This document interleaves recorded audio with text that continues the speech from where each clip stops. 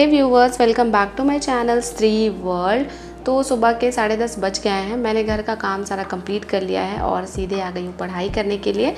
और अभी ना मैं अपना टाइमर ऑन कर लूँगी और टाइमर ऑन करने के बाद फर्स्ट स्टडी स्लॉट में पॉलिटी पढ़ने वाली हूँ। और पॉलिटी में एनसीईआरटी सार संग्रह की बुक से पढ़ रही हूँ। और बहुत लोग ना मेरे से क्वेश्चन पूछते हैं कि दी सार संग्रह की बुक कैसी है, बताइए। तो सार संग्रह की बुक ये जो मैं पढ़ रही हूँ बहुत अच्छी है। इसमें सारी चीज़ें दी गई हैं। मुझे लगता है कि अगर आप इस एक बुक को कंप्लीट कर लेते हैं तो एनसीईआरटी का आपका पोर्शन मीन्स कि 6 to 10 का तो आराम से कंप्लीट हो जाएगा। पॉलिटी में मेरा आज का टॉपिक जो था वो था मौलिक अधिकार और इसके साथ ही राज्य के नीति निर्देशक तत्व। मैं आपको बता दूं कि इससे पहले मैंने इतने डेप्थ में पॉलिटी कभी भी नहीं पढ़ा है। मीन्स कि मेरा ना जीके वाला सेक्शन कभी ऐसा हुआ ही नहीं कि मैं बहुत ज़्यादा पढूं। ऐसा इसलिए है ना क्योंकि 2019 के बाद मैंने कोई भी गवर्नमेंट एग्ज़ाम की प्रिपरेशन नहीं की, कोई भी एग्ज़ाम तक नहीं दिया। अगर आपको मेरी थोड़ी स्टोरी पता होगी तो आपको पता होगा कि मेरी लाइफ में चीज़ें बहुत ज़्यादा अस्त व्यस्त चल रही थी।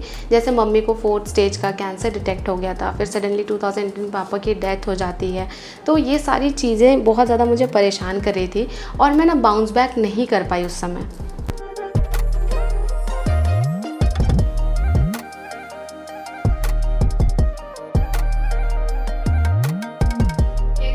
दोपहर के 12:17 हो गए हैं और मैंने अपना फर्स्ट स्टडी स्लॉट कंप्लीट कर लिया है। और फर्स्ट स्टडी स्लॉट में ना आज मैंने पॉलिटी पढ़ा था। पॉलिटी का जो मेरा टॉपिक था वो था मौलिक अधिकार और राज्य के नीति निर्देशक तत्व। मौलिक अधिकार वाला टॉपिक मैंने कल भी पढ़ा था बट वो मेरा आधा कंप्लीट था, तो आज पूरा किया मैंने उसे। और राज्य के नीति निर्देशक तत्व को भी पढ़ा है। मैं आपको यहाँ एक इम्पॉर्टेंट बात बताने वाली हूँ, जैसे कि ये एनसीईआरटी सार संग्रह की बुक है तो इसमें राज्य के नीति निर्देशक तत्व टॉपिक दिया हुआ है। अब इसके अंदर बहुत सारे अनुच्छेद दिए हुए हैं तो आपको सभी अनुच्छेद को पढ़ना नहीं है। जैसे मैंने देखिए यहाँ पर मैंने कुछ टिक कर लिया है इम्पोर्टेंट, और जो मैंने इंपॉर्टेंट टिक किया है बस मैंने उन्हीं को लर्न किया है। तो थोड़ा सा ना आपको यहाँ पर स्मार्ट बनना पड़ेगा क्योंकि इसमें ये तो पूरा डेप्थ में दिया हुआ है तो आपको सबको लर्न नहीं करना है। आप देखिए कि इंपॉर्टेंट क्या हो सकता है एग्जाम पॉइंट ऑफ व्यू से।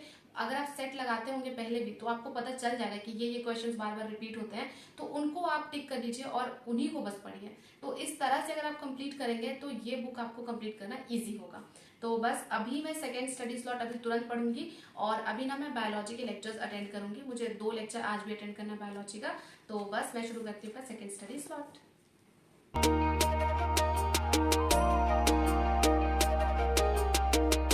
साथ में ट्यूशन भी पढ़ाना होता था, इसके अलावा कॉलेज भी अटेंड करना पड़ता था। सुबह मैं कॉलेज जाती थी, कॉलेज से आती थी तो शाम में ट्यूशन पढ़ाती थी। वो इसलिए क्योंकि अपने खर्चे मैं खुद मेंटेन करती थी। तो इतना सोचे कि बहुत ज़्यादा प्रेशर मेरे ऊपर क्रिएट हो गया था, तो इसलिए मैंने ना प्रिपरेशन छोड़ दिया। क्योंकि मुझे लगता था ना कि अगर किसी चीज़ की तैयारी करो तो बहुत अच्छे से करो, अदरवाइज़ मत करो। तो मेरी लाइफ कुछ ऐसे थी कि एक दिन पढ़ रही हूँ, दूसरे दिन हॉस्पिटल दौड़ना पड़ रहा है, एक दिन पढ़ रही हूँ, दूसरे दिन ये टेंशन है कि अरे मम्मी की तो कीमोथेरेपी चल रही है, अभी मम्मी कैसा फील कर रही होंगी। तो सोचिए ये सब के चलते ना बहुत ज़्यादा स्ट्रेस में थी। और पता है कुछ लोग ना ऐसी पागलों की तरह कमेंट करते हैं कि तुम इतने साल से तैयारी करी, तुम्हारा एग्जाम में सिलेक्शन नहीं हुआ। अरे उनको तो क्या ही दिमाग नहीं, मुझे लगता है हर इंसान की स्टोरी अलग होती है। हर इंसान अगर आज कुछ कर रहा है तो उसके पीछे उसका पास्ट होता है जो कि उसे बहुत ज़्यादा इफेक्ट करता है। ऐसे में लोग जब ये सब बकवास करते हैं तो मुझे लगता है कि कहाँ से आते हैं ऐसे लोग। क्या भगवान इनको थोड़ा सेंस देते हैं या नहीं देते हैं? कुछ भी आया और लिख दिया कि तुम्हारा तो सिलेक्शन नहीं हो रहा। अब आप ही बताइए, 2022 में मेरा बीएड का रिज़ल्ट आया है। उसके बाद मैंने केवल एक ही एग्ज़ाम दिया है केवीएस पीआरटी का। अगर आप टीचिंग एस्पिरेंट होंगे तो आपको पता होगा कि टीचिंग एग्ज़ाम में केवल एक ही फॉर्म आया था केवीएस पीआरटी का, जिसके लिए मैं एलिजिबल थी। क्योंकि देखिए टीजीटी में मैं एलिजिबल नहीं रहती हूँ क्योंकि उसमें सब्जेक्ट कॉम्बिनेशन होता है केमिस्ट्री प्लस बायोलॉजी का। अब उसका रिजल्ट नहीं आ रहा तो इसमें मेरी क्या गलती है, आप ही बताइए। सेकेंड एग्ज़ाम में मैं ये बीपीएससी टीचिंग का एग्ज़ाम दूंगी। हमारा काम क्या है? मेहनत करना, एग्ज़ाम देना, रिजल्ट निकालना, सिलेक्शन लेना, ये सरकार का काम होता है। इसमें हम कुछ नहीं कर सकते हैं। जब किसी की लाइफ में कोई इंसिडेंट होता है ना तो उसको उससे बाहर निकलने में थोड़ा टाइम लगता है। आप खुद सोचिए कि मुझे कैसा लगता होगा। मुझे एक तरफ तो टेंशन थी, किसी से भी जब मैं पूछती थी ना, क्योंकि उस समय हम छोटे थे, बच्चे थे, और जब मम्मी को कैंसर हुआ तो हम लोगों को लगता था कि पता नहीं क्या होगा। और जब हम किसी से पूछने भी जाते थे ना तो लोग ऐसे कहते थे कि अरे 4th स्टेज का कैंसर है, इसमें तो लोग नहीं बच पाते। और बताइए ऐसे में कैसा फील होता होगा। और ऐसे में कोई तैयारी करके एग्ज़ाम पास कर सकता है क्या? नहीं।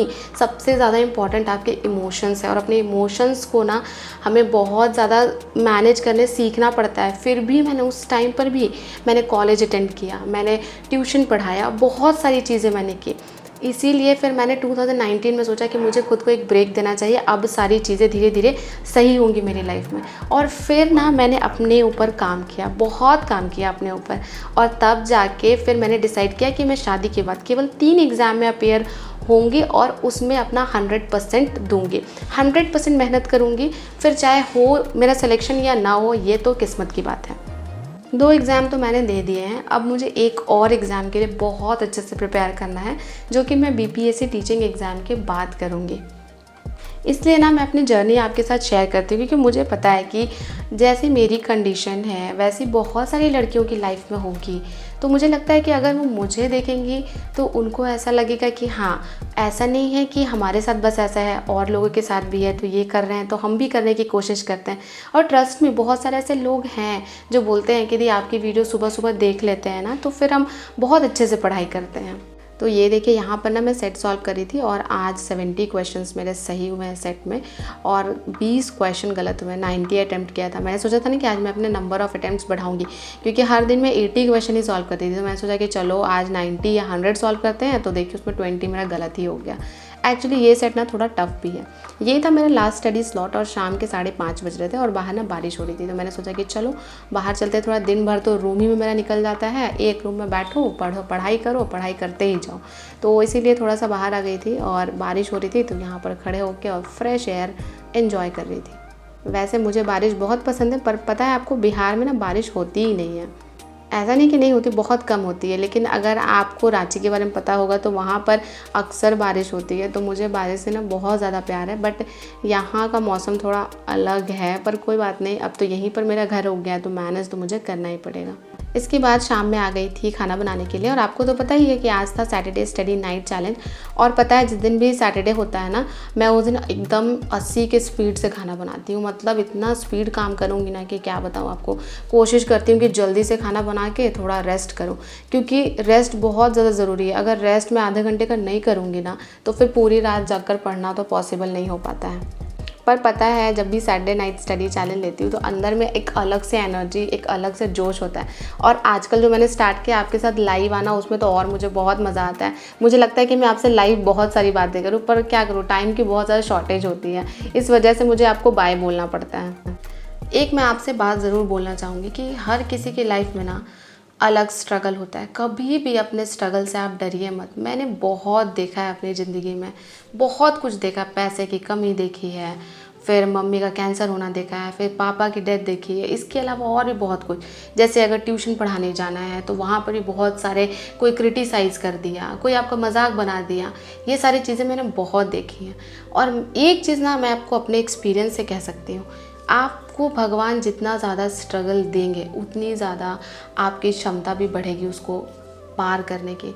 और कभी भी अपने स्ट्रगल से घबराइए मत। एक बार आप उसके सामने डट कर खड़े हो जाइए, उसकी आंखों से आंखें मिलाकर देखें, और फिर देखिएगा आपको लगेगा ना कि अरे ये कितनी छोटी बात थी।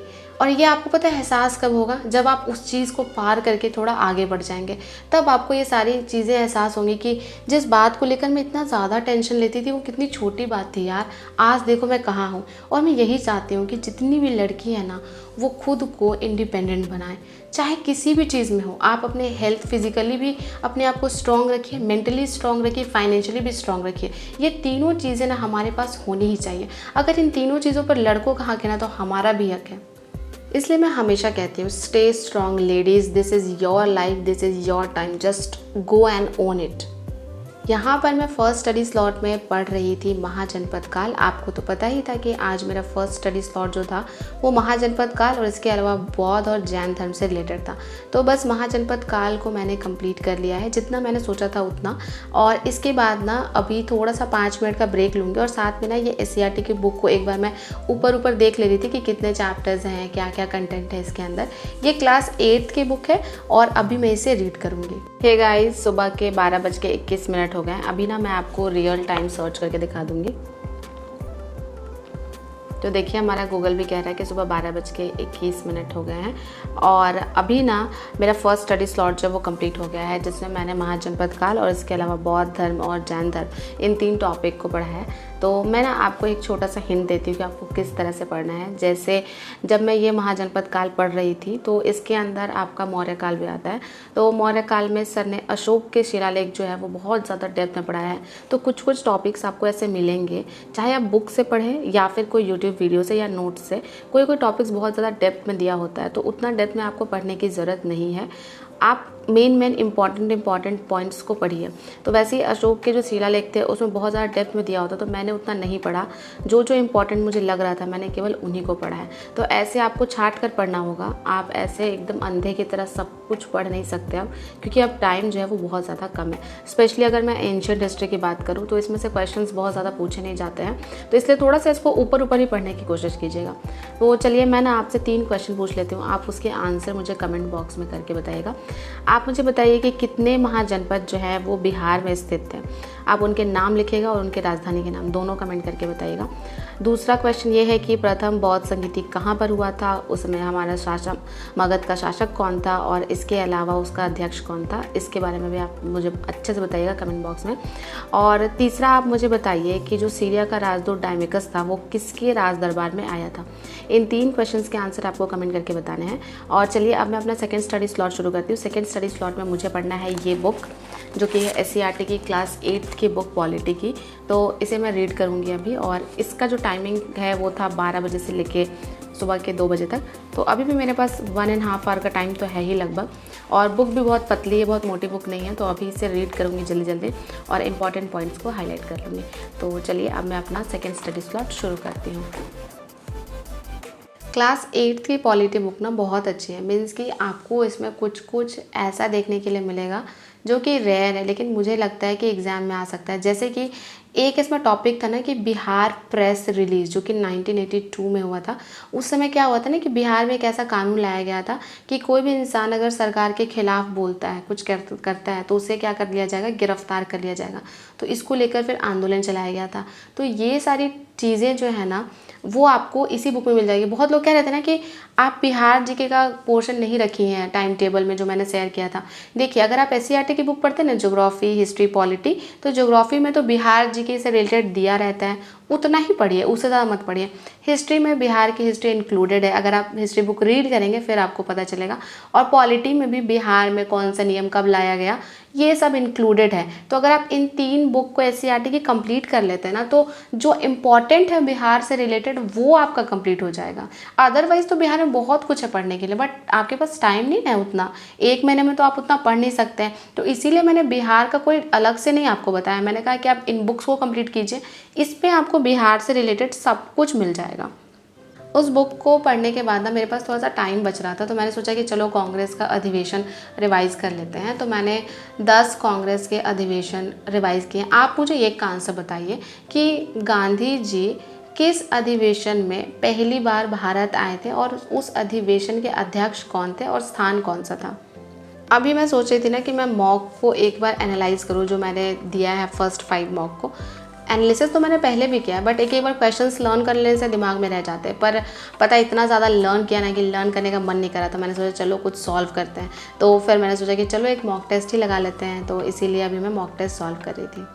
और एक बात मैं आपसे और करना चाहती हूँ कि ये जो मैं बिहारी बहू वाला शॉर्ट्स डाल रही हूँ आपको कैसा लग रहा है मुझे कमेंट करके बताइएगा। एक्चुअली देखिए इसमें मेरा कोई एफर्ट नहीं लगता, मुझे कोई एक्टिंग सीखने की ज़रूरत नहीं पड़ती है। जब मैं छोटी भी थी ना तो मैं अगल बगल आंटीज़ की एक्टिंग करके मम्मी को ऐसे दिखाती थी और मम्मी बहुत हंसती थी।